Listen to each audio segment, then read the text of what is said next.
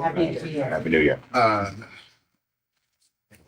Today is January 3rd, 2022. This is the public hearing for the County Democratic Pension Committee about the vacancy process for District 27A, the delegate seat. Let's take a moment of silence.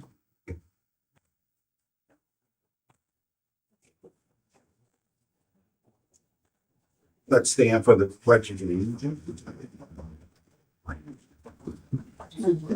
I pledge allegiance to the flag of the United States of America, and to the republic which stands one nation under God, indivisible, with liberty and justice for all.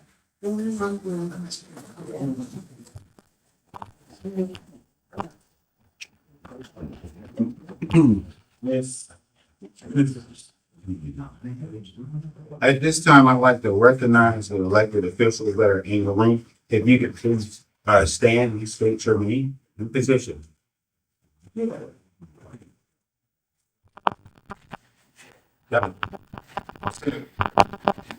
Senator Kevin M. Harris, representing District 27. Delegate Deborah Davis, representing District 28. Good morning. Ruben Collins, President, Charles County Board of Commissioners. Ralph Patterson, Vice President, Board of County Commissioners. Morning. Tejon Johnson, Town Council. Good morning, and I'm Board Lee, Chairperson, Board of Education, Charles County. Good morning. My name is Darrell Odom, and I'm a member of the Central Committee in Prince George's County. Thank you. 27 at large. Thank you for joining. Roll call. Ms. Brown.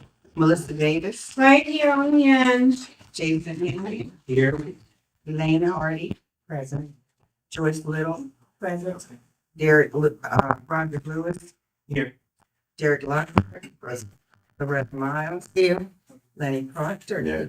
Desmond Rosier, Tiffany Daniels, present. Alvin Stewart, Here. Suri. Tiffany Daniels, sorry, got her twice. Virginia Benedict, present. Abina McAllister. Elizabeth Brown's present. Thank you. Quorum. Thank you. I'll entertain a motion. Oh, James Wade, I'm sorry. Present. Adoption of the agenda for the day. Entertain a motion for that.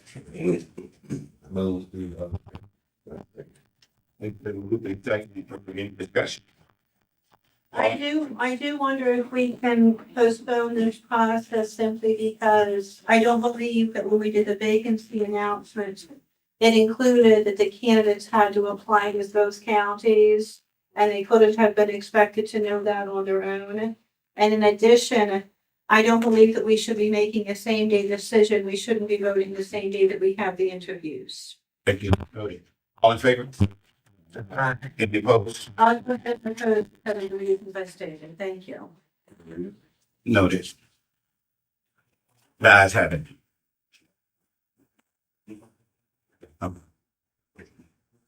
Good morning, everyone. Thank you for joining us this morning. I serve as the vice chair of the Charlestown Democratic Central Committee. So this morning, I'm going to first start with the statement of purpose, why we're here today. Our purpose is our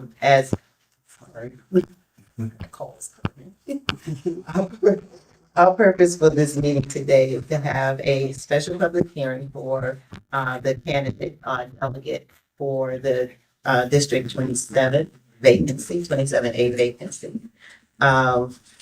And pursuant to the Maryland Constitution, Article 3, Section 9 and 13, which is filled with the legislative vacancy, I would have to state the criteria that's involved. The criteria is a person eligible to serve as a delegate if on the date of election, they are a citizen of the state of Maryland, they have resided in the state for at least 1 year immediately preceding that date, and if the district, the candidate has been chosen to represent, was established months prior to the election date, the candidate must have resided in the district for the 6 months immediately preceding the election and must have attained the age of 21 years old, just nearly over a baby. In the event of a resignation by a delegate from the county or district that they were elected to represent, the governor shall appoint a person to fill the vacancy. The appointment shall be made from among individuals whose names are submitted in writing to the governor within 30 days of the vacancy by the central committee of the political party with which the vacating delegate was affirmed at the time of the last election or appointment. The appointee must be a member of the same political party as the vacating delegate at the time of their last election or appointment. The governor shall make the appointment within 15 days of receiving the submission. 3 candidates will be considered today for the Maryland State Delegate District 27A vacancy. Candidates must be a registered Democrat and a bona fide resident of the counties in which this position is represented. I would like to do the presentation of candidates. Candidates, as I state your names, would you please stand? We have before us this morning 3 candidates who have successfully completed the requirements to be considered for nomination to fill the Maryland State Delegate vacancy. A copy of each candidate's information package has been provided to the Central Committee members. The 3 candidates are Dr. Lamont Bunyan. Thank you. The Honorable Yonell Moore-Lee. Mr. Darrell Oldham.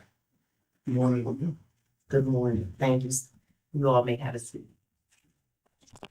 We'll now review the process order. We will proceed today as follows. As previously stated, all Central Committee members have been provided a copy of the candidate's information package. Voting will be done publicly by roll call. Candidates will be called to speak in alphabetical order according to their name.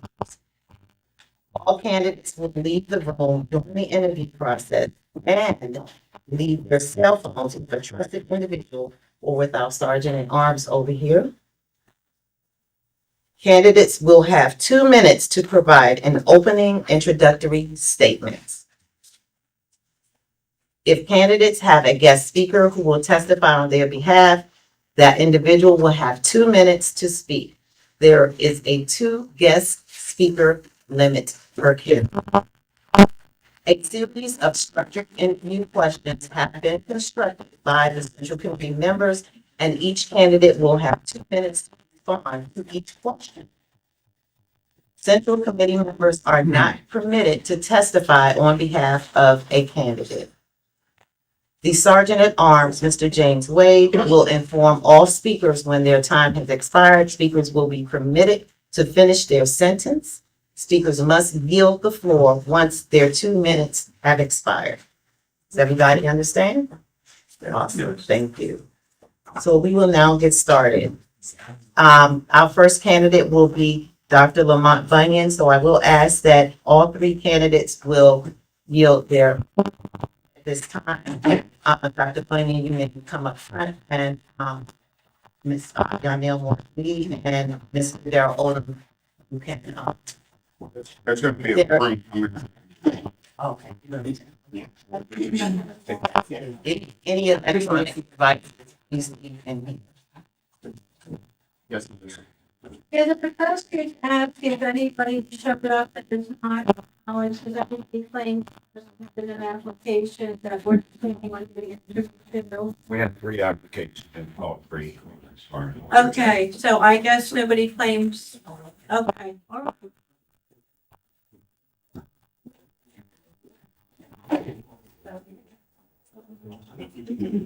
Good morning, Dr. Bunyan. How are you? Good morning. How are you? How's everybody? Wonderful, wonderful. So we'll first start with you providing us with an opening introductory statement, and then you have any guests that are here to speak on your behalf this morning.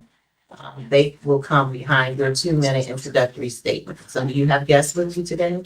Sure, I'm going to have my wife and son speak for me. Absolutely awesome. Okay, so we'll start with your introductory statement, and then we will have them come and then you'll come back and join us for your structured interview question. You may begin.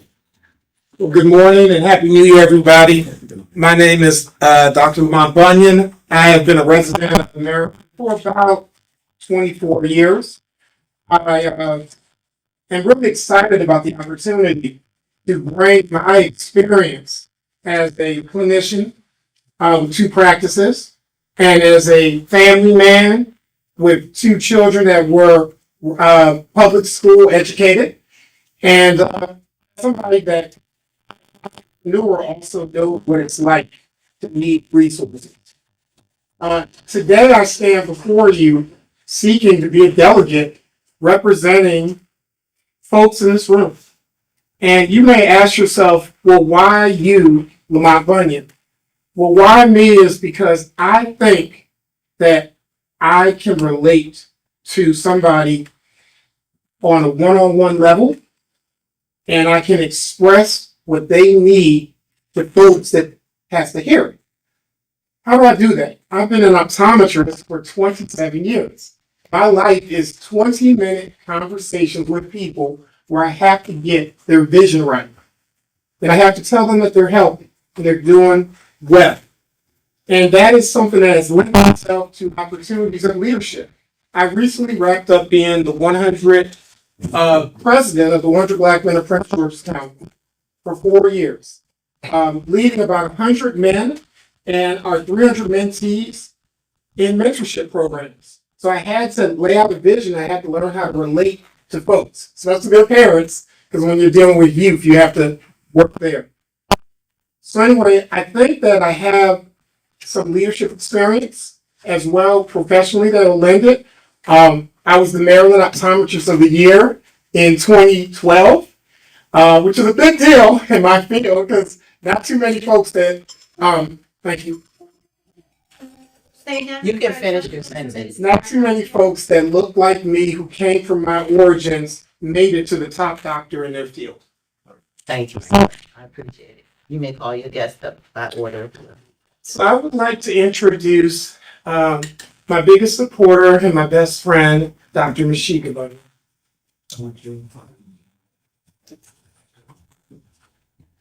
Good morning, Dr. Bunyan. Good morning, Charles County Democratic Central Committee. My name is Dr. Mashika Bunyan, and I stand before you today not just as the wife of Dr. Lamont Bunyan, but as, like you said, his biggest supporter. Lamont is a rare find as a leader. He's results driven. In fact, he went to Annapolis years ago when he was president of the Maryland Optometrists to meet with delegates and senators to lobby for increasing the scope of practice for Maryland optometrists so that we can treat you better. I too am an optometrist that works here in Charles County. Lamont is available and accessible. Anything you need, he is available to do for you. Also, in terms of availability, we are proud to say that we now have 2 college students. So he has nothing but time on his hands to meet with people one-on-one. Lamont is a rule follower. He leads with integrity. As a doctor, he knows the meaning of doing what's right, being honest, and he has very high moral standards. Things that we need today of the politicians that are going to lead us. Lamont is also eager. He's eager to listen to what people want and need. He's eager to change the landscape of current and future businesses in this county. He's eager to develop, to mentor and engage with the youth of Charles County.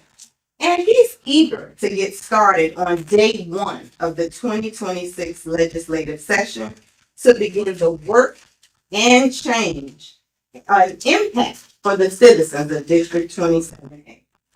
Today, I kindly stand before you asking for your vote for Lamont Bunyan. Thank you.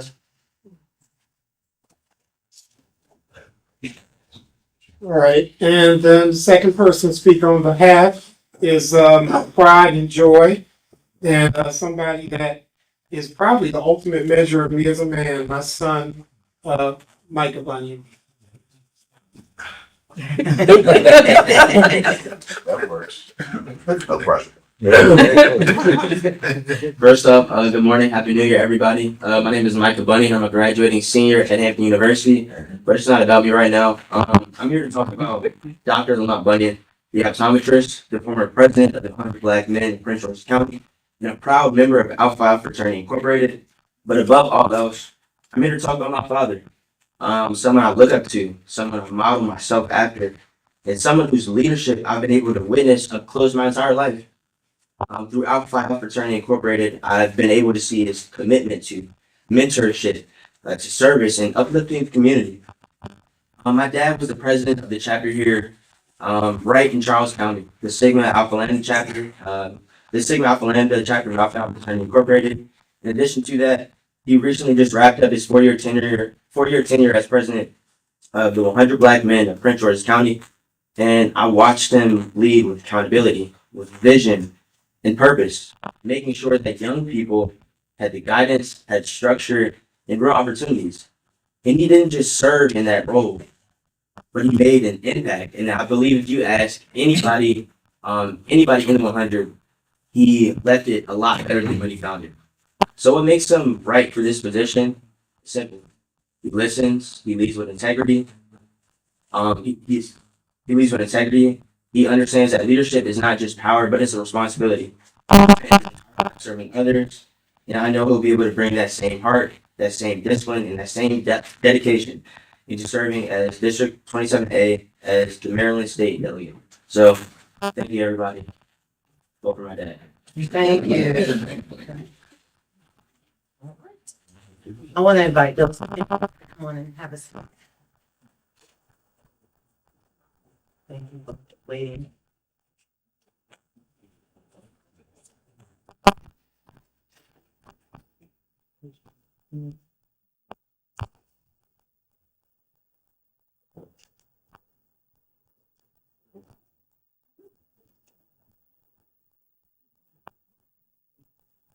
Okay, thank you. All right, thank you, sir. So now we will enter into our structured questions so that you will have 2 minutes to respond. And just as a quick reminder, at the end of that 2 minutes, when you do hear the alarm go off, you can finish your sentence with that.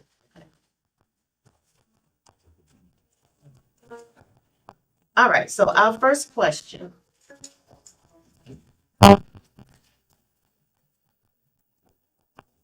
Maryland faces competing priorities across education, transportation, healthcare, and public safety. How do you approach balancing these needs within a constrained state budget?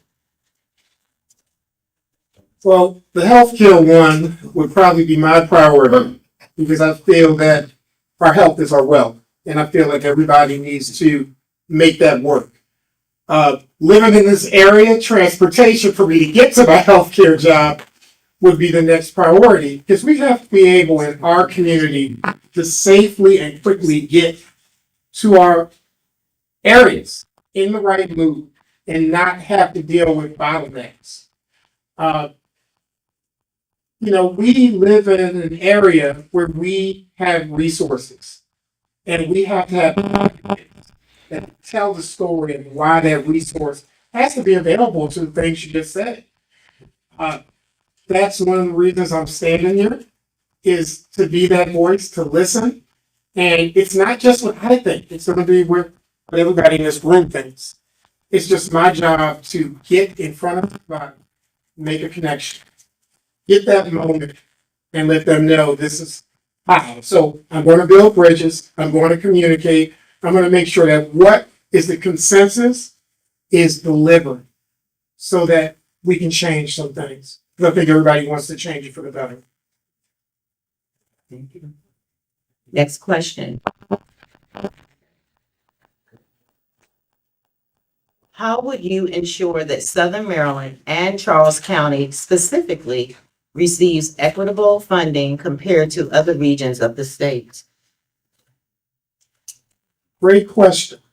So for the last 4 years, I was over a small group.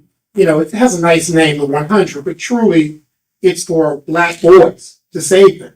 So I had to go in front of folks and say, we need money, we need resources. When I took over the group, and this is going to answer the question, we had about 38 members, and we had about 60 mentees, and we had about 2 programs, and we had maybe $200,000. So we did a lot of work over the 4 years. Our budget this year for that small nonprofit is $1 million. Some of you might know we just gave out $1 million in government relief funds in partnership with boroughs, the District 8 Council chair, right? That was one-on-one relationships for small communities. We had to get money. So now we have today, I'm missing it, we have a Saturday Leadership Academy and a Pathway to Success program. There's 150 kids up there in an academy and we're teaching them. We just raised $30,000. So it's micro advocacy as well as big advocacy to get these resources. I know about Charles County. I was the president of a small nonprofit here. Like my son said, thank you, son, for your words. I'm a winner because of that. Yeah. The Sigma Alpha Lambda chapter, I got 2 members in this room of that chapter. And they know when I took over that group, I left it in a better place. We doubled membership. We doubled money. I know how to go from small to getting it bigger. And I know how to listen to folks and get members to be activists for it. Thank you.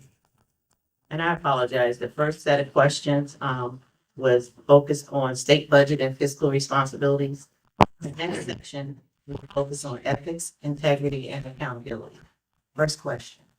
How do you ensure transparency and accountability in your decision-making as a public servant? So sometimes you have to know you're not always right as a public servant.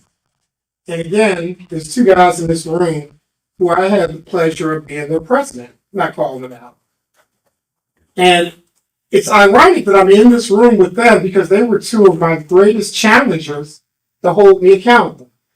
And sometimes it's not agreeing with you, but it's listening and knowing, hey, you know what? Maybe this guy has a different take, or maybe this lady has a different take. But I have to have an ear and I have to be willing to understand. That's my take to being a leader. Anybody can be in front of a bunch of people and stand at a podium and talk about how great they are and the great things they do. But it's those quiet moments when you realize, wait a minute, I could have did it a different way.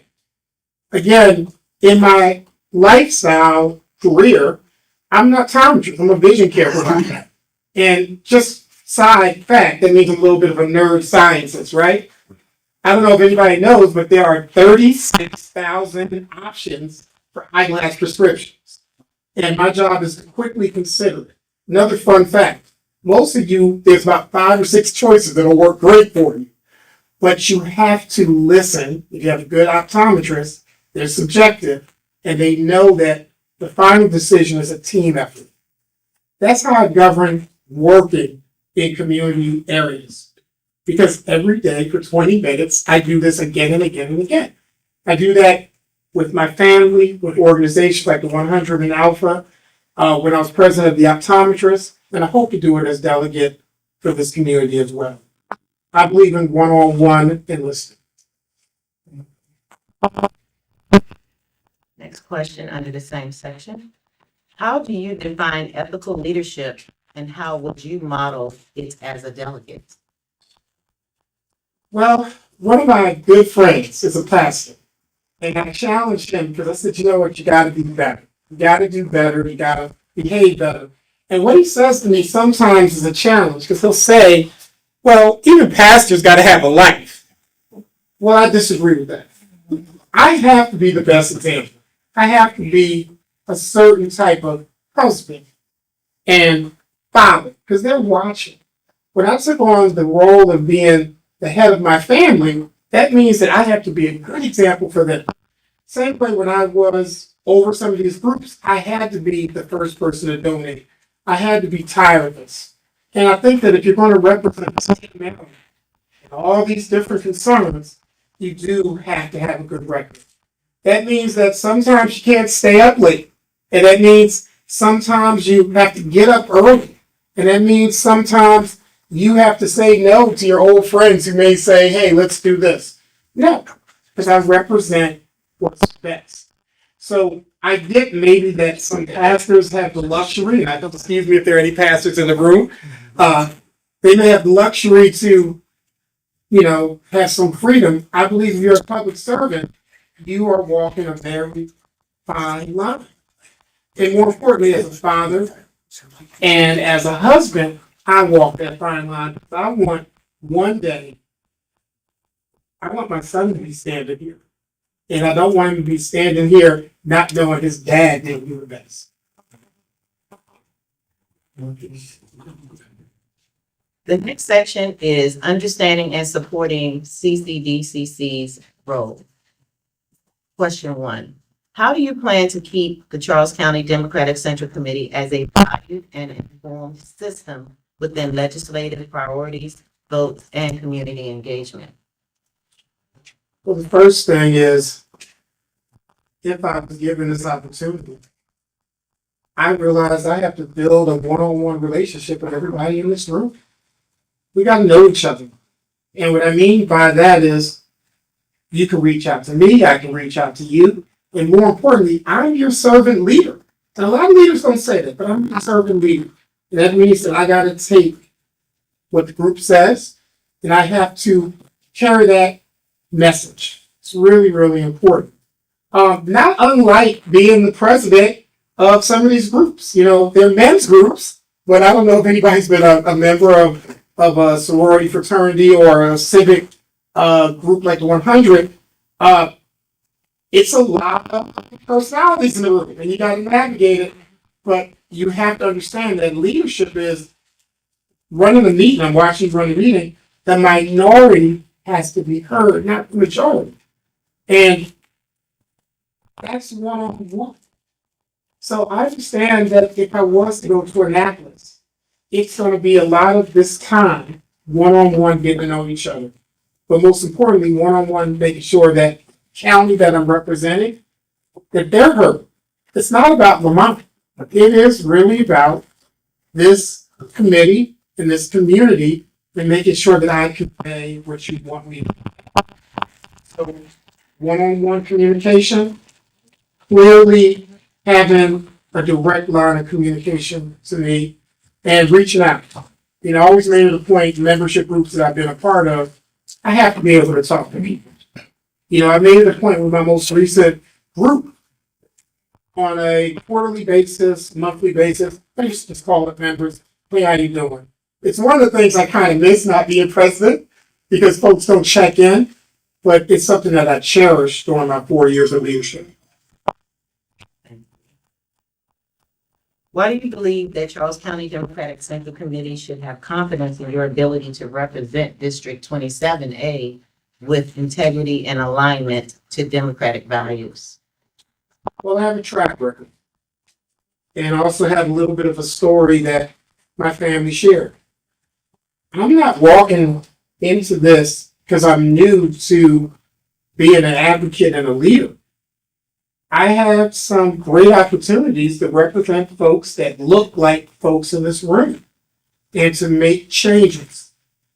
I'm just trying to do it on a different space, to advocate not just for people aligned with mentorship goals of youth or fraternity goals or because they're optometrists, but more for my community, more for the people that get up in the morning and they got to get on Branch Avenue and they got to deal with the traffic.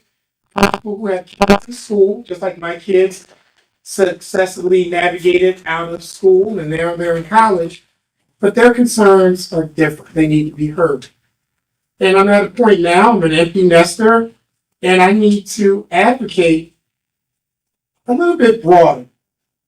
So to answer your question a little bit further, I think that I'm a strong person because I'm prepared right now. I'm very prepared. I've done this all honestly, in a nonprofit space, but literally I'm knocking on your door to apply, to advocate. It's a job that actually pays less than my daytime job by far. And that's just because of passion and caring, you know? And I hear you and I want to do it. I want to do it. And I realize sacrifice. I'm really standing here just for sacrifice. Thank you. The next section focuses on community representation and public service. First question. How will you ensure that historically underrepresented communities in Charles County have a voice in your legislative work? So again, I've been a member, I'm familiar with Charles County, been a member of the Sigma Alpha Lambda chapter, one of the members who was there when we first chartered about 14, 15 years ago. So I'm familiar with representation because we had mentoring programs and we had to fundraise. So I know that this county is different than its sister county, Prince George's. You know, just because they're next door to each other, they don't have the exact same concerns. And as somebody that was in a leadership role here, most of my members all lived in Charles County. So I became very, very familiar with what was concerning and important to them. That's an easy thing to bring back because I don't think it ever left me. You know, I know that it's not what I think.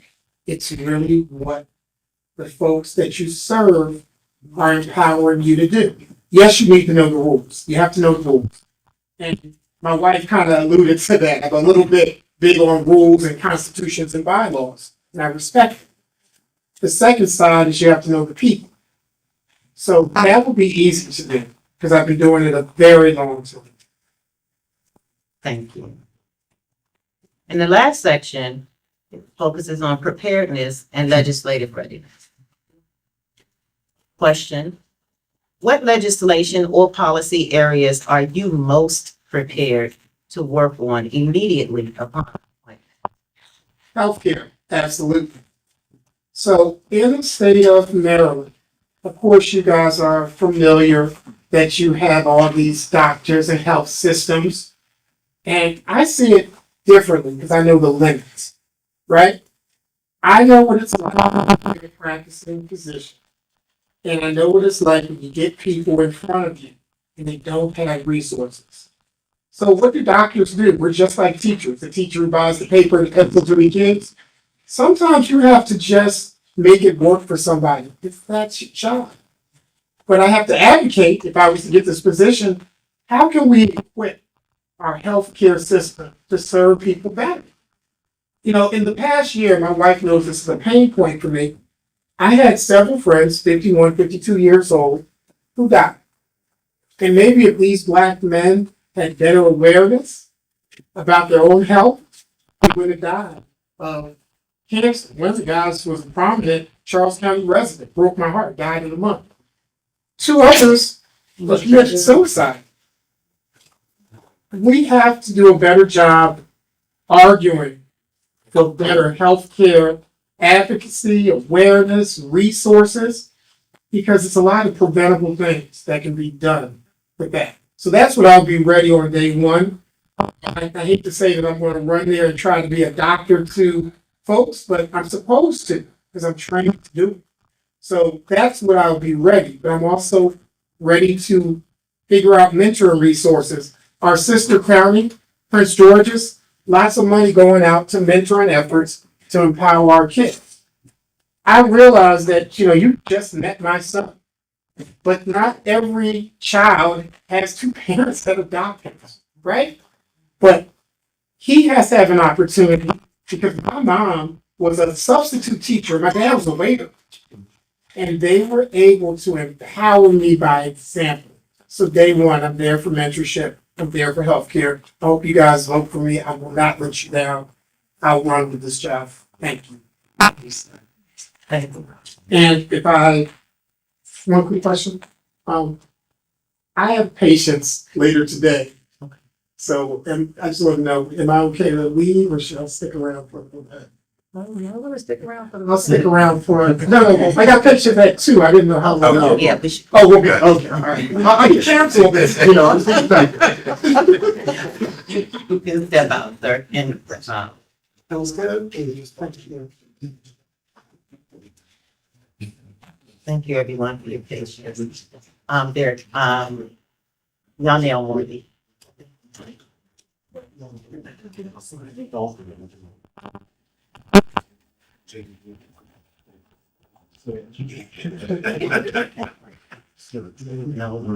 Be careful. Oh, big thing, you Jason, he can.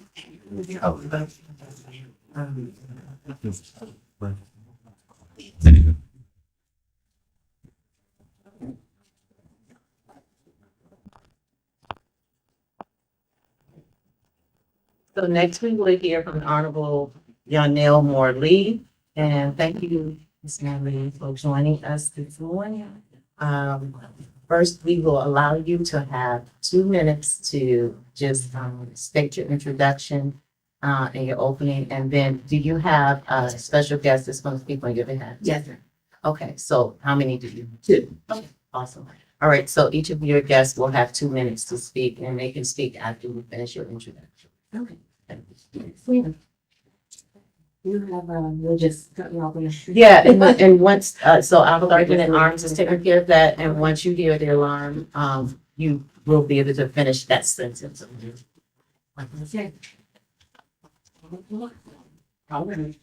Good morning, my fellow Charles County Democrats. I am Yonell Moore Lee. I'm a bridge between a district that is diverse and growing, that is 70% Charles and 30% Prince George's. I have lived, worked, and served tirelessly in both counties. For the past 13 years, I have lived and served exclusively in District 27A. I'm the only woman and only Charles County resident currently seeking this position. I'm an immigrant and fluent young Democrat. I am the proud wife of a Marine Corps decorated combat veteran and mother of 3 Charles County Public School students. I'm an attorney and mediator by training and public servant by calling. I'm the 2-term elected chairperson of the Board of Education in Charles, managing a $529 million budget, where most of our decisions have been unanimous, and where we won a national award this year for our mental health programs. I'm the chairperson of the National Black Council of School Board Members, and in my 2nd year on the Board of Directors of the Maryland Association of Boards of Education. I am relatable, reliable, battle-tested, and ready. I have spent my entire career doing the work this moment and position demand, building consensus, managing complex systems, protecting public trust, and fighting for people from underserved communities.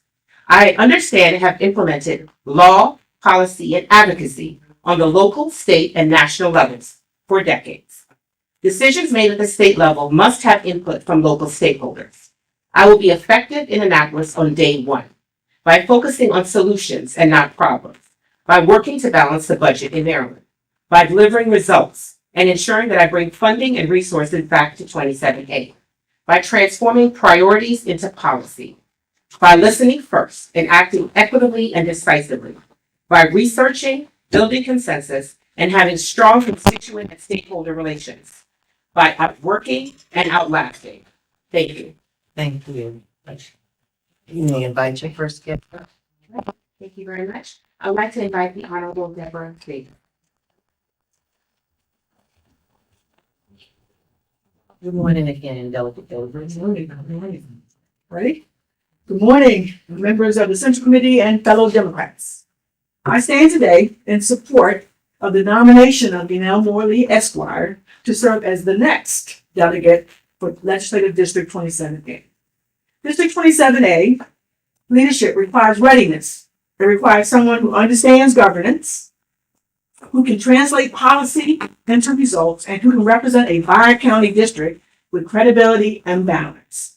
Yonell Moore Lee brings exactly that. As chairperson of the Board of Education, she leads one of the most complex public institutions in our region, overseeing a $529 million budget and serving over 28,000 students. She has proven her ability to lead in high-stakes environments, build consensus, across diverse viewpoints and deliver outcomes that matter to families. That's real governing experience. Yanel is an accomplished attorney and mediator with experience in federal service, private practice, and community leadership. She understands how legislation is crafted, debated, and most importantly, implemented. She knows how to be an effective legislator on day one. Equally important, Yanel is deeply rooted in District 27A. She was raised in Prince George's County and now lives and serves in Charles County. She understands the shared challenges and distinct needs of this bi-county district. Yanel leads with her strong personal values, equity, opportunity, accountability, and service. She is ready to organize, fundraise, and win. Colleagues, this is a moment for experienced, disciplined leadership. She is ready to serve, and you have the opportunity to push the best candidate forward. It is with confidence that I support the nomination of Yanel Morley Esquire for delegate. Thank you. Thank you.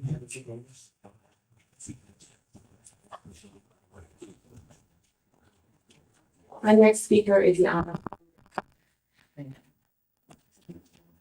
Oh, shoot. Thank you. Morning, Good morning. members of the Central Committee. My name is Ruben Collins. I'm president of the Charles County Board of Commissioners. I'm here proudly to support the candidacy of Ms. Yanel Morley. Why am I here? This is a unique opportunity for us to consider a uniquely qualified individual for this position. I've had the privilege of observing her leadership the last 3.5 years in her role as now chair of the Charles County Board of Education. I want to stress the importance and significance of her qualifications in this movement. The reality is our state faces major challenges. We will need leaders that are prepared to adjust and to set forth policy that will be beneficial to Charles County residents. At the top of the list, the implementation of the blueprint. This will be a challenge to continue the actual funding for this very important legislation. Ms. Yanel Morley is uniquely qualified to be a voice for Charles County as we move forward and as we look at the challenges that the state faces in terms of funding. It has been a commitment of Charles County government to fully implement the blueprint, working in partnership with Charles County Board of Education. But funding will be a major factor as we move forward. And that's why having someone with the knowledge is critical. In addition to her knowledge in public education, she understands the importance of Southern Maryland Rapid Transit and the other compelling issues that our community faces. So it's with pride that I show support for Yanel Morley. Thank you.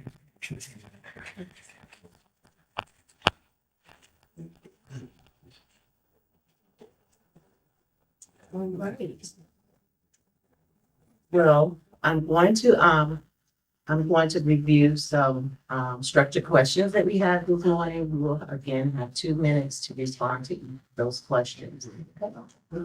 Did they come from you? Or did they just come? Okay. That's right. Okay. All right. So the first section is dealing with state budget and fiscal responsibilities. First question. Maryland faces competing priorities across education, transportation, healthcare, and public safety.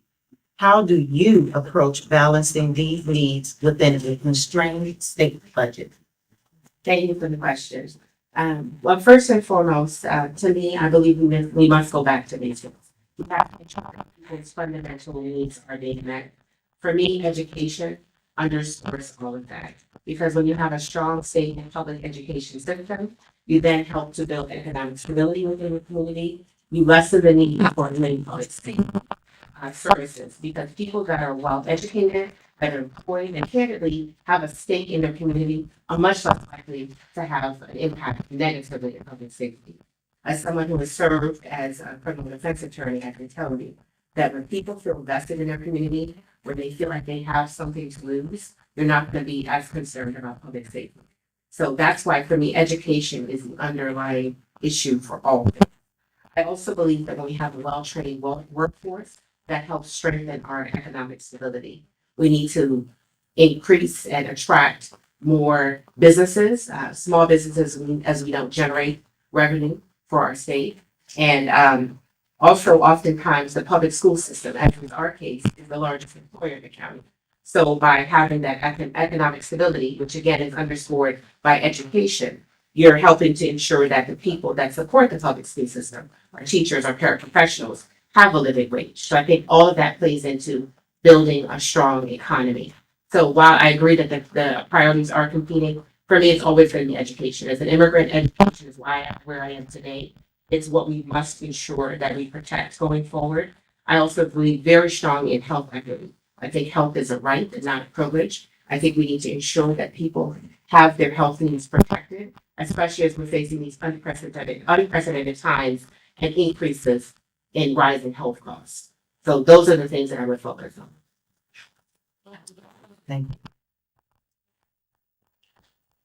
you. Next question. How would you ensure that Southern Maryland and Charles County specifically receives equitable funding compared to other regions of the state? Well, first and foremost, this is actually a question that I asked of my state senators and my delegates when I started to consider this position. I asked the people that have been effective at doing it, how they've done it. And in large part, it's advocacy and consensus. It's meeting people where they are. It's understanding that you have a lot of shared interests and shared goals, and that there's more that unites us than divides us. You have to have those conversations with your fellow delegates, candidly. You have to get them to understand where you're coming from, why your particular needs are just as important as anyone else's, regardless of the size of the district. For me, I would also remind people that there's over $16 billion worth of economic impact right here in Southern Maryland, and a lot of that is from Charles County. And so Charles County can't be afraid, candidly, to stand up for ourselves, to show our power. We are a major player. Our school system is the 9th or 10th largest in the state. We have over 20,000 students, and as you heard mentioned, $529 million budget. That is significant. It may not be as large as some, but is a significant contribution to the state. And in participating with Leadership Southern Maryland as well as Leadership Maryland, I've gotten to know a lot of people across the state very well and understand where we can jointly advocate on behalf of our shared interests. And I believe very strongly in building coalitions, whether that's with the Chamber of Commerce, whether that's with churches, with nonprofits, small businesses. We come together, we advocate together. And to me, that's how you show your strength. And when you have that coalition, in conjunction with the relationships and consensus that you build with your fellow delegates, to me, that's how you really have an impact for Southern Maryland and Charles County in particular. And of course, decisions made that affect Charles County are going to affect me, my family, my children. So it's something I'm very passionate about and very determined to do successfully. Thank you. Next section focuses on ethics, integrity, and accountability. Question 1. How do you ensure transparency and accountability in your decision-making as a public servant? That is something that we have uniquely focused on the Board of Education for these past 3.5 years. When you talk about transparency, you said transparency and accountability. Yes. Right, okay. Of course, you have to meet people where they are, wherever they are. I've made it a point to attend as many events as possible all across our county, a variety of events, to have those one-on-one conversations with people so that they see that I'm visible. And that to me, not only is the transparency and having those conversations with them, but it's the accountability. Because as you know, people are not shy to tell you how they think and what bothers them. On the Board of Education, we've had a variety of meetings in which we communicate with people. So from town halls, we started our first ever newsletter. I've had conversations, I've had Zoom meetings, I've had phone calls. We've had people come and speak at public forum. I've launched in schools. So I think a lot of that being visible It's not being afraid to have the uncomfortable conversation. It's being candid with people. Unfortunately, sometimes the answer is no. But if people feel listened to and they feel respected, they can understand and appreciate where you're coming from. Because for many people, until they feel heard, it doesn't really matter what you're doing. And I think as a public official, you have to be afraid, and not pardon, you have to be unafraid to face your public. You have to tell them, hey, listen, I made a mistake. Maybe that wasn't the best decision, or it was the best available decision. Here's why. You know, one example for us was the equity policy. A lot of people initially did not have a lot of buy-in, but we explained to them, equity is something that ensures fairness. It means that people get what they need, not that they're given something equal, because equality is not always what is the best course of action. And so it's explaining to people one-on-one and sometimes in a larger forum and having them understand the rationale behind your decision making, because ultimately you're accountable to the public. So you can't run and hide from them. Thank you.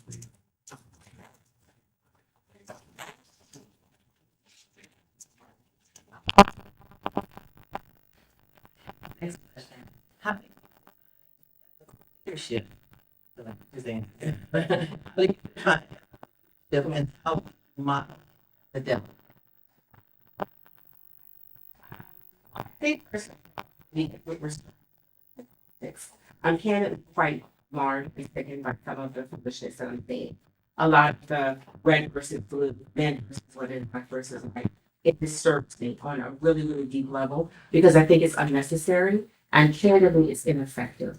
I think if you focus on what unites you, what's important to you, you understand people's values, you understand who you are. That to me is how you restore some of that confidence and trust. For me, public trust is incredibly important, not just as an elected official, but as an attorney. We're held to different standards. I'm also someone who has a clearance. So when you have something to lose, you move very differently, to be very candid. Integrity is very, very important to me. You have to be who you are, whether you're talking one-on-one, whether you're in a public setting, behind closed doors. And I think that's something that people who know me well will say. I'm always, sometimes you're getting the answer is no, but I'm going to have that conversation with you. And I was calling the uncomfortable conversation. I'll talk to you directly. I don't have a problem with that. I don't have to agree with you to respect your opinion. And I think we've kind of lost sight of that. And that's something that's very important to me. I'm, just really believe that you honor your commitments and you treat people the way you want to be treated. It really comes down to the golden rule. I'm not going to hate you because your politics are different than mine. I just have to listen to you and respect you and ask that you do the same for me. Because I always remember that my children are watching and candidly all children are watching. So we can't tell children not to be mean, not to be bullies, not to be nasty when adults aren't modeling that same behavior. Because people believe you can throw something on the internet and throw a rock behind your hands. You can't, because it lives on forever, especially our children always watching. Thank you. Next section is understanding and supporting the Charles County Democratic Central Committee's role. First question, how do you plan to keep CCDCC as a valued and informed system within legislative priorities, votes, and community engagement?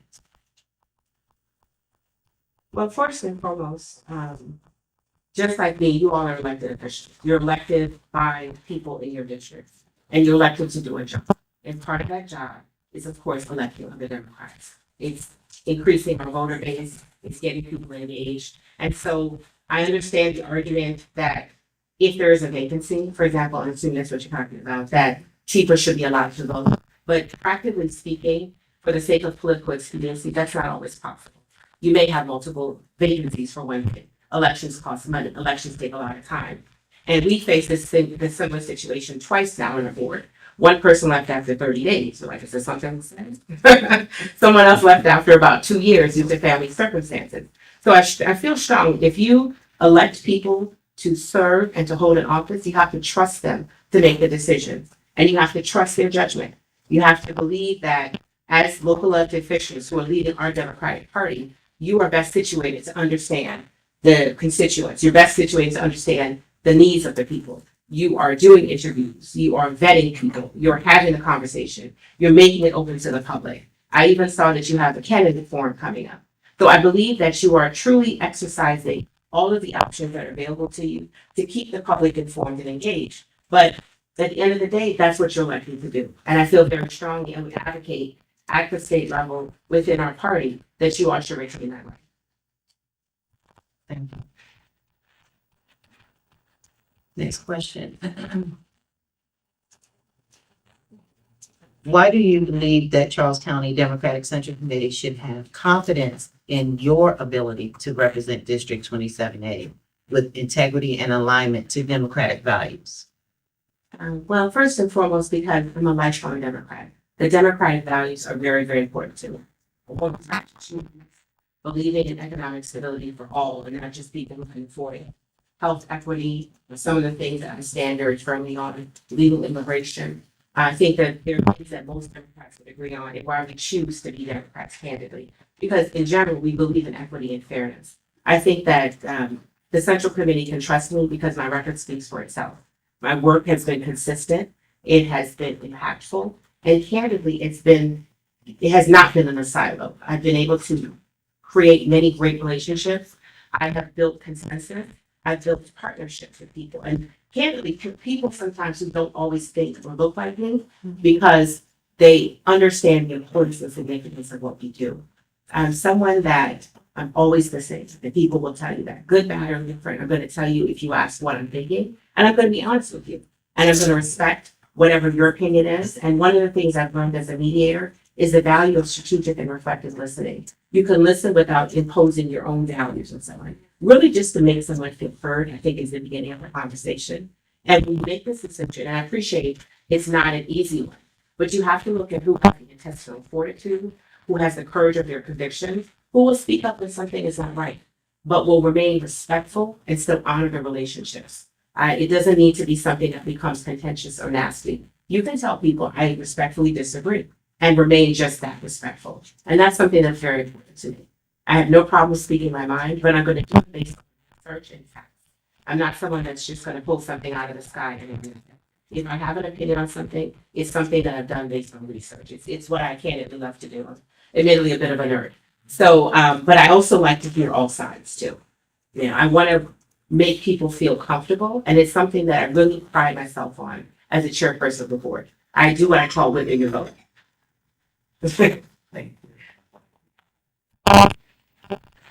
Section, the next section is focusing on the community representation and public service. How will you ensure that historically underrepresented communities in Charles County have a voice in your legislative work? Well, one of the things that I'm most proud of, well, first let me begin by saying I represent a lot of those historically underrepresented communities as an immigrant, as a woman, as a Black woman. On some applications, I'm considered Hispanic because I was born in South America. So I understand the needs of our multilingual learners as a best interest attorney, as a former criminal defense attorney, as a foster parent. I understand poverty and the implications of poverty and why it may lead people to do things that candidly they're not proud of, that they wouldn't normally do, but for the circumstances that they're in. I'm also someone that, as of January 1st, am now the chairperson of the United Way in Southern Maryland. And back to that $16 billion impact that I was speaking of. That is very real to us. We live with that. We serve those communities. We consider that every day, every time we give out funding to a nonprofit, every time someone comes to us in need of resources or help. That's always present, for me especially. I didn't seek to be the chair, I was the secretary. But since our chair has resigned, guess who did? But for me, equity is not optional. It's something that is truly who I am and what I believe in. And I will stand on that, as my folks say, 10 toes down every day. I will fight for it. I also believe that you bring people to the table. The communities you're seeking to serve, you need to ask them what's significant to them. We are the only district that has a Title VI population, which is our Native American families. You speak to them as well. They may not be as large as maybe the multilingual learners or the special needs folks, but they're just as significant, just as important. And I've seen bumper stickers and things that say, no decisions about us without us. Paraphrasing, but that's essentially what it comes down to for me. You talk to the people that you're serving. You understand what their needs are. You understand what's important to them. And one such example is we were asked to consider renaming Indian Elementary. Okay, we were asked to consider renaming Indian Head Elementary. However, the Native American population was not clear that that's what they wanted. So for me, it's a no. Thank you. And the last question comes out of the section that will focus on preparedness and legislative readiness. What legislation or policy areas are you most prepared to work on immediately upon appointment? You already know. Education, education, education. We have made a commitment to world-class education with the blueprint. It's supposed to be fully implemented by 2030. That is something that's very important to me. As I discussed earlier, education for me is a foundation of everything else. Our teachers are the ones that build every other profession. So it must be education for me. Candidly, and it's something I've shared publicly, I'm a breast cancer survivor. That's why health equity is so important to me. Because candidly, I'm here because of quality healthcare. It's something that I will fight for. I've seen people that have not had the same opportunities that I've had. They don't have a spouse that, praise God, works for the federal government, where, you know, just about anything I've asked for, Blue Cross is covered. I know what that looks like when your poor healthcare comes from urgent care or from going to the hospital. We see that in our school system, and which is a large part why the community schools are so important to us. The Title I schools are so important to us. Why we're offering so many wraparound services. Why we're opening different clinics, such as at Indian Head Elementary, because that is for many people the only time they're getting equitable health care. So I cannot imagine a world in which you have to choose between feeding your family and having to provide health care. It shouldn't have to be a choice. I believe very, very strongly that we take care of our people. That is not something that's optional. It's something that's really truly near and dear to me. I've lived it, I've experienced it. And as I said, between my service as an attorney, my service in United Way, my service as chairperson of education, my service statewide and nationally, it's who I am. And it's something I've been fighting for my entire public career. Thank you very much. That concludes our question. All right, You got any thank you very questions? much. You have any? Do I have any questions? I give you the last candidate. Oh, Chaz, not that I can think of. Oh. Thank you so much, and back I go. Good. I was still in morning. Yeah, good morning. Good morning, Mr. Odom. How are you? I'm doing just wonderful. How are you? I'm wonderful. Committee.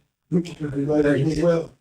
Sir, I'm going to give you 2 minutes to do an introductory opening, and then do you have someone here to speak on your behalf today? Yes, I do. Perfect. So after your introductory, then you can invite those individuals up one by one. They will also have 2 minutes.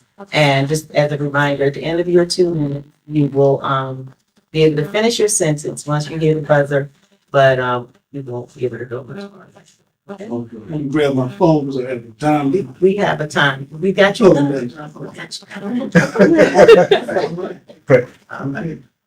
So it's up. Yes, sir. All right. Good morning again, Honorable Chair Stewart and Vice Chair and the Distinguished Committee. My name is Darrell Odom Sr., and I've been living for the past 17 years in the District of Minnesota. I was born in Newport News, Virginia, and I was raised by my grandparents. I watched my grandfather go to work every day while my grandmother and I worked in the field during the season and growing season. This is still a work ethic we need, along with the understanding of the importance of community. This helped me during my prior service career, 24 years, and over 31 years in the military. Community service has always been important to me. I've obtained experience and wisdom working with leaders and elected officials all throughout government, from local levels, state levels, to the federal level. I've also served volunteer community as past president of Police Citizens Advisory Council and as former moderator for the South County Community Roundtable. With the support of neighboring community leaders in elected districts, we collectively have adopted legislation, established working groups, and addressed community concerns. My focus areas are education, public safety, and economic development. In education, I'll seek all potential funding opportunities while maintaining previously adopted plans to improve fiscal stability necessary to provide quality level of education through pre-K, high school, and hopefully increase some CTE programs. In public safety, my interests are in juvenile justice reform, domestic violence, or suppressing domestic violence, and emergency response and prevention. Thank you for my third point is economic development. And I feel that each household sense of evolution, development through availability of affordable housing, job growth, increase livable wages. Thank you, sir. You may now call your first guest to speak on your behalf. My first guest is Mr. Andrew Holloway. Right. Good morning and happy New Year. Good morning, happy New Year. I stand before you as Andrew Holloway, one of the people that's been working with Mr. Otis for a good little while in the community. Some of my accolades, if you will, I'm a retired Air Force minister, here police special forces. Also retired government worker with special projects and programs and reductive, as well as Lighthouse, the company that you may be well aware of. But I'm not here to talk about me. Talk about this brother right here, Darrell Odums.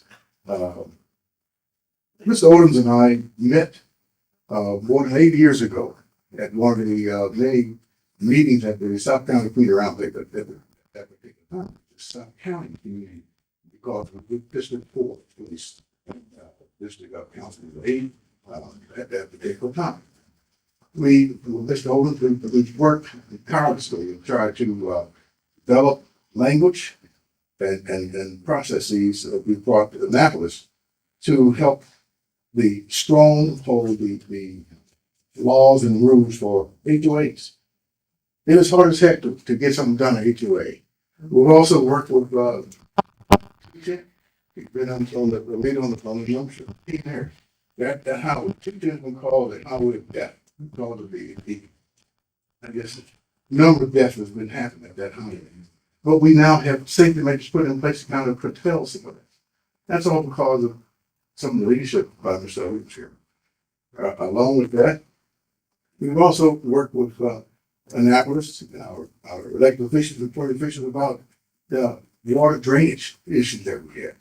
At the particular time, I think it was Councilman Harrison, Hawkins, and Anderson Walker, who came to Annapolis, talk about those things. Those were not 100%, not 100 year drainage, but right now, because the communities were built wrong. The water, you had homes, new homes, less than 2 years, they're drinking, drowning out. Thank you. And because, if I sound biased and government, because he's done things in the community, I think that deserves our opinion. Thank you, sir. Thank you.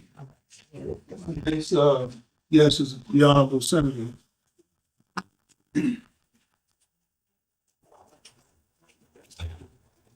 Great morning to the members of the Central Committee. I'm glad we have someone here who actually served as a delegate for District 27A, and a person who actually been communicating with you all since day one of my election on the delegate for District 27A. It's truly an honor to stand before you in my capacity as the state senator for District 27 to offer my strongest endorsement of an outstanding leader to serve as Maryland State Delegate for District 27A, representing Charles and Prince George's counties. That leader is Darrell C. Odom, Sr. Darrell Odom embodies a lifetime of service, leadership, and commitment to the people he serves. His record reflects not ambition, but duty. Duty to country, duty to community, and to the values that guide public service. He brings the kind of real-world experience Annapolis need more than ever. Darrell dedicated 31 years of service, serving our nation in the United States Army and the United States Coastal Guard, retiring as a Reserve Command Master Chief. Throughout his career, he led more than 1,200 reservists. After his military service, Darrell continued his commitment to public service through more than 3 decades in civilian public safety. As an active fire chief of Prince George's County Fire EMS, he led the vision and purpose helping to establish initiatives such as Paramedic Ambulance Program, which continues to save lives today. As the department first equal employment opportunity officer, he worked to ensure fairness, accountability, and equity within the system. His understanding of public safety is both comprehensive and practical, experience that is invaluable when shaping sound policy. Simply put, Darrell C. Holmes Sr. is exceptionally prepared to serve as our next state delegate. He is principled, experienced, and ready to be a strong advocate for District 27A in Annapolis. I respectfully urge the members of the Central Committee to give his nomination your full and thoughtful consideration. Thank you for your time and commitment and to serving our community. Thank you so much, our Charles County Democratic Central Committee. Thank you.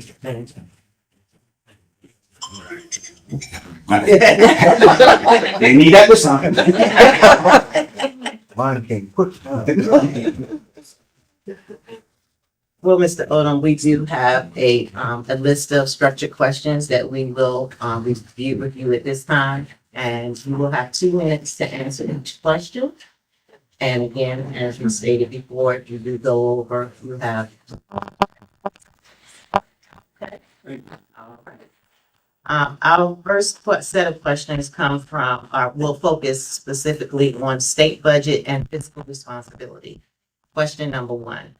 Maryland faces competing priorities across education, transportation, healthcare, and public safety. How do you approach balancing these needs within a constrained state budget? Okay, some of the things in my understanding that has led to a budget shortfall has been in mind as far as the current commission, which has put a lasting cause to increase the services when our public. Now, I can't do anything to address things as a sole member of our delegation, should I arrive there, but I will work with our colleagues to increase our public schools. I've already mentioned that as being one of my priorities.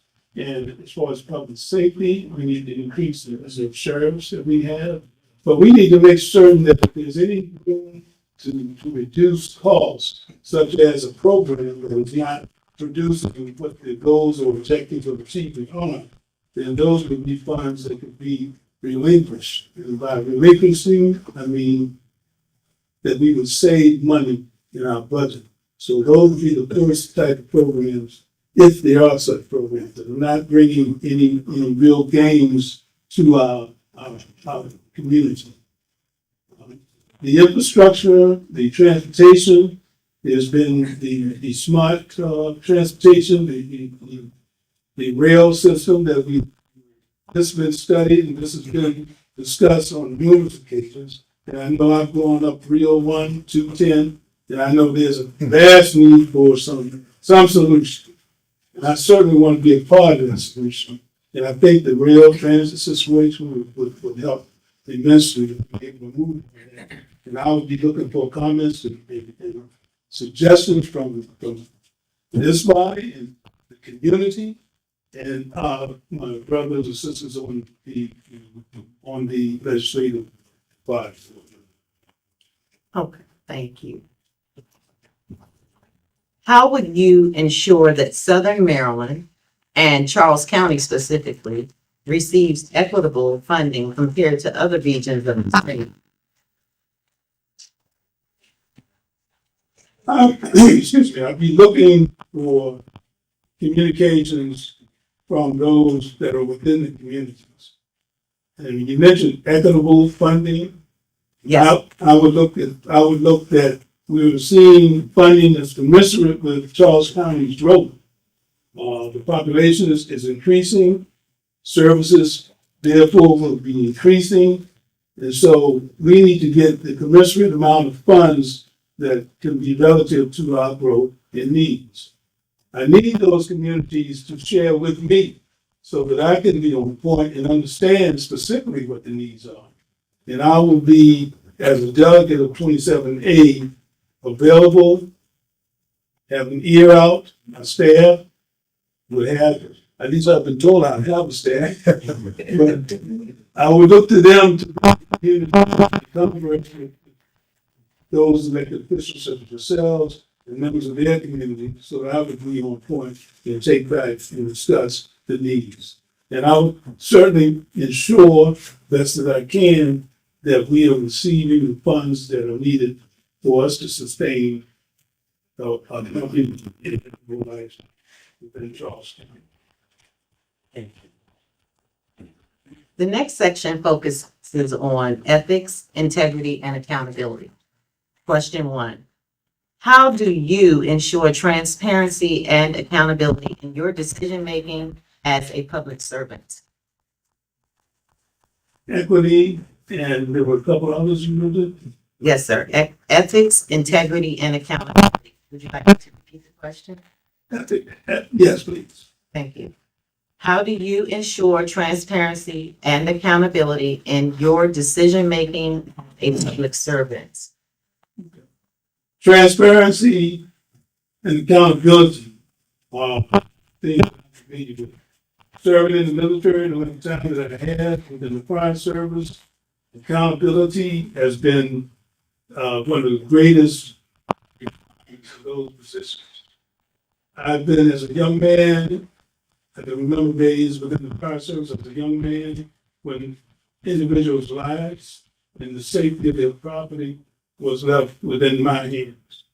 It only took a short while to realize that when I would respond on emergencies and realize that I'm the person that people have called for me to serve. And so that responsibility is still within me. And as the delegate for 27A, I would live out to that responsibility and accountability. And I would be accountable to each member of the community in 27A. So that's what would be my means to remain ethical, which is a standard in my mind for anybody who's elected to public service, just as I was elected at large to our central committee. That's a standard that I've been living by my entire life in the roles that I've been within. Thank you. Next question. How do you define ethical leadership and how would you model it as a delegate? Like you Wow, just answered that. yeah, that's a good one. Should I say dinner? It's okay. You don't have to be lengthy. We understand. But ethically, as I mentioned, is part of the course for serving you and others within Charles County and Prince George's County. So if it's ever felt that I'm not living up to an ethical standard, then I would hope that someone would bring that quickly to my attention, because my goal is not to perform ineptly in any role that I'm entrusted within the community. I take that seriously. The groups that I've worked on, like South County Community Roundtable, we would, as Mr. Holloway led to, we would get public leaders, agency heads, and the community together to discuss concerns that are mutual concern. And that, to me, is what I would love to see as a goal of mine in achieving here in Charles County. If you don't already do such a thing, I think that you probably very well do, but I need to be familiar and get acclimated with that so that I can carry out some of the same things that I'm used to doing. Whereas citizens, if they have questions about any service, if they have questions about any program that may benefit them, families, then they need to be aware of it. They need to understand how they can reap those benefits. Thank you, sir. The next section covers understanding and supporting the Charles County Democratic Central Committee's role. First question. How do you plan to keep the Charles County Democratic Central Committee as a valued and informed system within legislative priorities, votes, and community engagement? I do that all by myself. Yeah. I'm going to do that with the help of the Charles County Democratic Central Committee, assuring that I'm going the right path in things that are happening. Just as I mentioned about the community, which you are part of, every one of you represent a part of Charles County. And Charles County is sitting in front of me. So who best can I get guidance from other than the citizens in Charles County? And so if I'm successful in being open and accessible to you and to citizens who you represent, then I don't see anything but success in it. Right. So then, why do you believe that Charles County Democratic Central Committee should have confidence in your ability to represent District 27A with integrity and alignment to democratic values?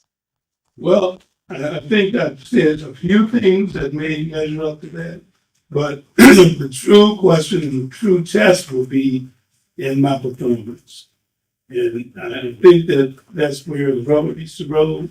If I'm doing a great job, then that's the job I'm supposed to do. If I'm doing a lousy job, then that's the job I need you when I need others within the community to bring to my attention. And I support you.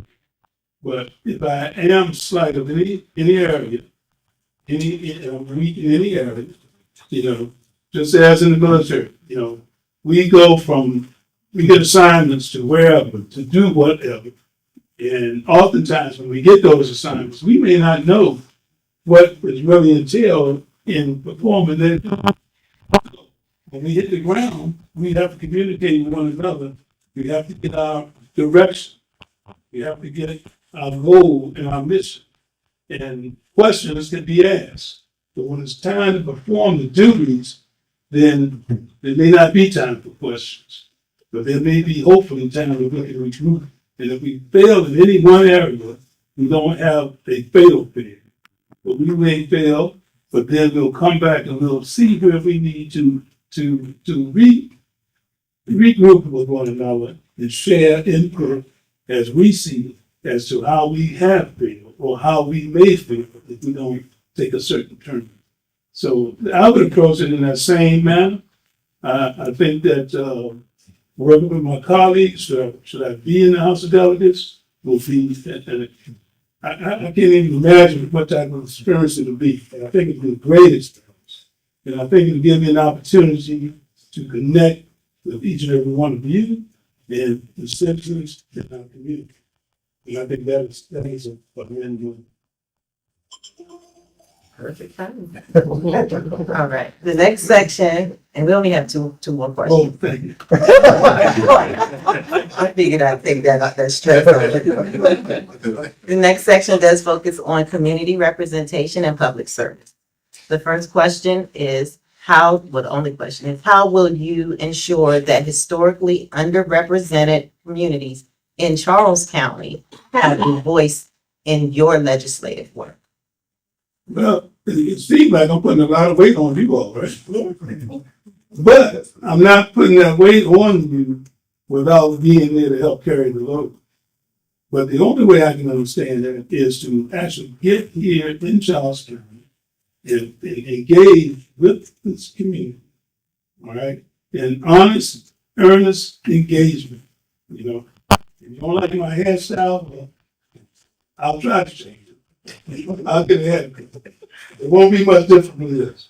But there's something in terms of my responsibility that I'm not, or am failing to do, and I can't say it enough.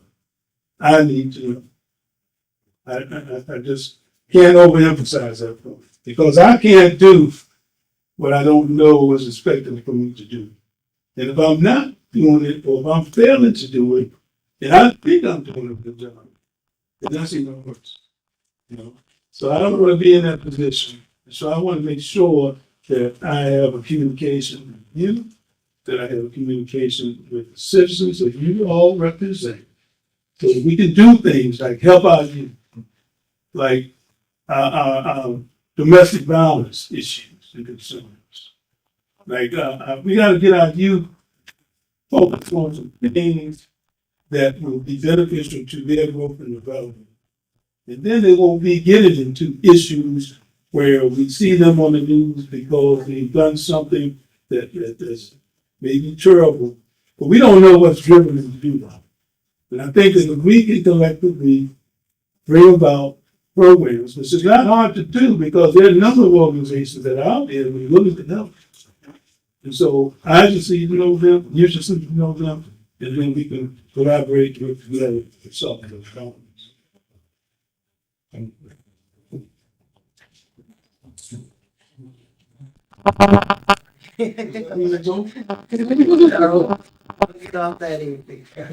All right, and the last section focuses on preparedness and legislative readiness. Question is, what legislation or policy areas are you most prepared to work on immediately upon appointment? Well, I'll answer that saying that I would assume, okay, but I don't, what's to assume does something. But I'm assuming that those areas where I have the experience and expertise in those areas that I would be most prepared to get off and running. But as many of you here probably are aware, sometimes you get into a situation that you find that though you have expertise in one area, you may find that you have some capability in another. And so I don't want to focus just on what I feel that I'm capable of. And I can share with my colleagues what I feel that is, but then if there's ever a situation that occurs in which just my sheer age may have brought me to understand and bring reasoning to a solution that's suitable to my colleagues, and I'm eager to jump in and implement. But public safety is a strong suit that I have, and I can't deny that because I've done that for practically most of my life. And so I want to continue that. I want to continue to work for the veterans. We got a big veteran community within Charles and within Prince George's County and within the state of Maryland. And I think that I'm working with the veteran community. Vice commander or senior vice commander at our post, VFW, in Clinton. I want to get to be with the veteran community, as well as each and every family within Charles County. So as your delegate, I've got a lot of responsibility, or will have a lot of responsibility that I will definitely share my burden of it, and I'll be asking you all to assist me if possible, and the community assist me as well, so that I can get feedback from the community where I need to focus. Perfect. All right. Thank you so much. Oh, thank you. You have any questions from us right now? No questions. Thank you. All right. So, colleagues, you have received the testimony for all of the candidates. Would you like to move in the closed session to deliberate? Second. So it's been moved in second. It's in discussion. All in favor? Any opposed? All right, we're gonna take a 15-minute break. What we will be doing is to deliberate, and then we will come back and do a vote. Are we leaving or are they leaving? No, we're. All right, so. All right, colleagues, we're back. At this time, what we're going to do is the secretary is going to call in the member's name, and the members will actually vote for one of the three candidates. Ms. Brown. James Wade. Honorable Janelle Moore Lee. Desmond Rose here. Janelle Moore Lee. Loretta Miles. Janelle Morley. Derek Runhart. Janelle Moore Lee. George Liu. Lane Hardy. Honorable Danielle Morley. Melissa Davis. Would you repeat the names, please, the candidate names? Dr. Lamont Bunyan. Janelle Moore Lee. And Daryl Over. I'll go with Dr. London, thank you. Virginia Benedict. Honorable Janelle More, and the other candidates. Roger Lewis, Ms. Morley. Jason Hill, Ms. Morley. Lennon Proctor, Ms. Morley.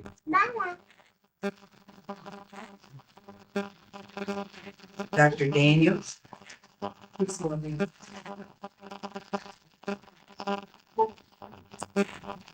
I also vote for Morley, Alvin Stewart, Thorough.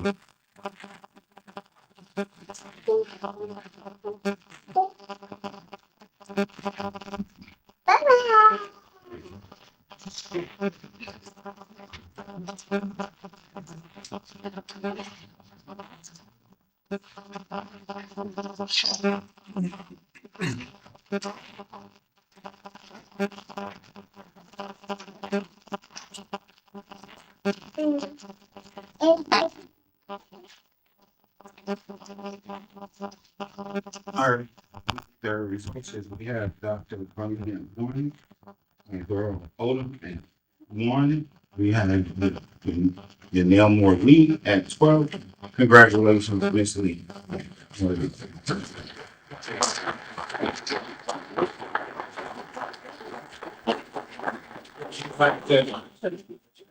Address the meeting.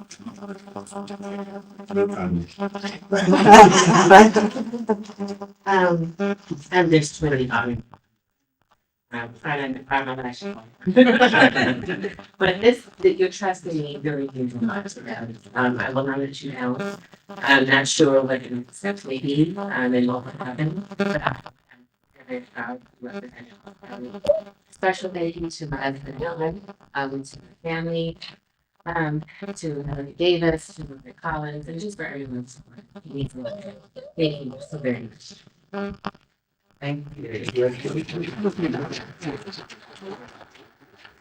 So the next step this afternoon, I will look into the governor's appointment office. And then we should probably go through the next 4 or 5 days or something from the governor. Anything else? Is there a motion to adjourn? Is there any discussion? Everybody in the public, you're Thank you. Thank you. All right. All right, sir, as you can see, they voted.